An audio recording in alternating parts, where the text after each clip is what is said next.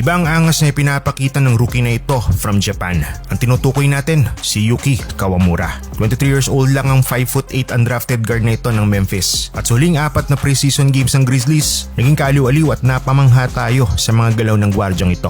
Pati mga teammates niya, napapabilib niya. Dahil kahit maliit, nagagawa niya makipagsabayan sa mga players sa NBA. May tira sa tres, marunong bumasa ng depensa, at magaling humanap ng libreng kakampi. Kontra Dallas, umambag si Kawamura ng 5 points and 3 assists sa loob ng 9 na minuto.